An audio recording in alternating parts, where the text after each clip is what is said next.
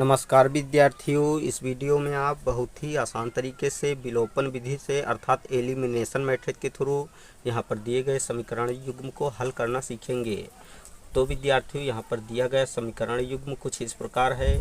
3x + 2y = 12 और x + y = 5। तो विद्यार्थियों, इस समीकरण युग्म को हल करने के लिए यहाँ पर हम लिख लेते हैं हल,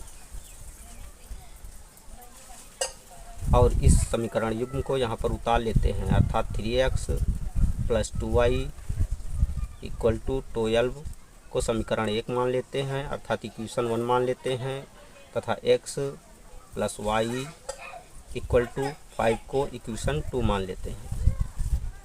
अब विलोपन विधि में करना यह होता है कि किसी एक चर को गायब करना होता है, या तो x को गायब करना होता है या तो चर y को गायब करना होता है। तो चलिए यहाँ पर हम चर y को गायब कर लेते हैं। तो विद्यार्थियों, यहाँ पर हम देखते हैं कि पहली समीकरण में चर y 2y के रूप में है और दूसरी समीकरण में y केवल 1y के रूप में है।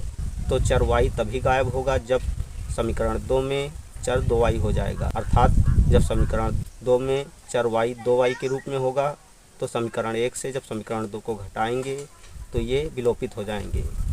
तो यहाँ पर हम सबसे पहले समीकरण 2 में 2 से गुणा कर देते हैं। तो यहाँ पर लिख लेते हैं समीकरण 2 में 2 से गुणा करने पर अर्थात समीकरण 2 के दोनों पक्षों में 2 से गुणा करने पर। तो यहाँ पर 2 से जब गुणा करेंगे तो हो जाएगा 2x + 2y = 10, अर्थात समीकरण 2 इस रूप में परिवर्तित हो जाएगा। तो इसको हम समीकरण 3 मान लेते हैं। अब समीकरण 1 से समीकरण 3 को घटाने पर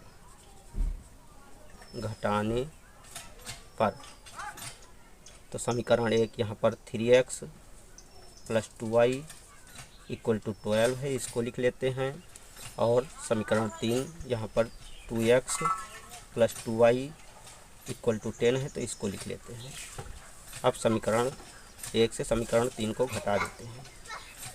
तो 3x से 2x को घटाएंगे तो x मिलेगा, तो यहाँ पर x लिख लेते हैं और ये कट जाएगा।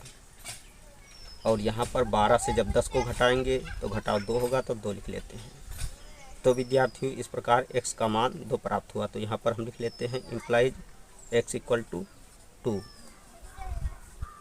अब हम x का मान इन दोनों या तीनों समीकरणों में से किसी एक समीकरण में रखकर y का मान ज्ञात कर लेते हैं। तो यहाँ पर हम चलिए x का मान समीकरण 2 में रखते हैं। तो यहाँ पर लिख लेते हैं x = 2 समीकरण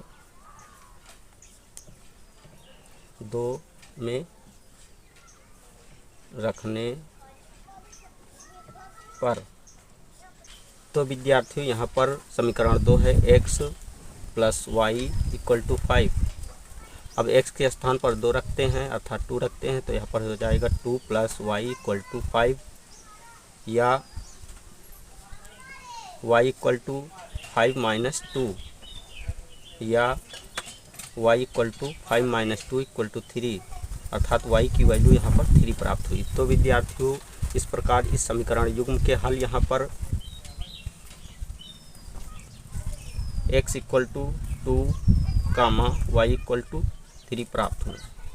यही आंसर है।